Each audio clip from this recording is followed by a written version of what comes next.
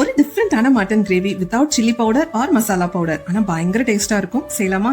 ஒரு குக்கர்ல வாஷ் பண்ண மட்டன், கல்லுப்பு, மஞ்சள் தூள், மிளகாய் தூள், தனியா தூள் இதெல்லாம் ஆட் பண்ணிட்டு குக்கர் க்ளோஸ் பண்ணி 2 to 3 விசில்ஸ் வரணும். மட்டன் 95% குக் ஆகி இருந்தா போதும்.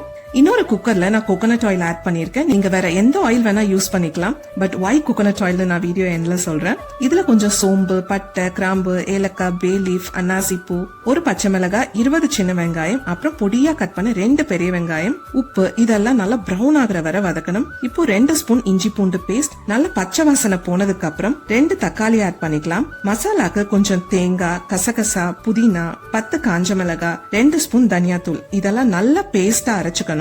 மசாலா ஆட் பண்ணிட்டு நல்லா குக் ஆகி கலர் மாறினதுக்கு அப்புறம் வேக வச்ச மட்டன் தண்ணியோட ஆட் பண்ணிக்கலாம். சால்ட் செக் பண்ணிட்டு க்ளோஸ் பண்ணிடலாம். ஒரு விசில் வரணும். இப்போ மட்டன்லாம் நல்லா குக் ஆயிருக்கும். சோ இது ஃபைனல் ஸ்டெப். இது கண்டிப்பா மிஸ் பண்ணிடாதீங்க. இதுல 1 ஸ்பூன் கோகோனட் ஆயில், கிரஷ் பண்ண மிளகு, சீரகம் 2 ஸ்பூன், 2 பிஞ்ச் கரம் மசாலா, ஒரு பச்சை மிளகாய், கொஞ்சம் கருவேப்பிலை, ஃபைனலி கொஞ்சம் கொத்தமல்லி. அவ்வளவுதான், சூப்பரான மட்டன் கிரேவி ரெடி. இது ரைஸ், இட்லி, தோசை விட சப்பாத்திக்கு ஒரு சூப்பரான காம்போ.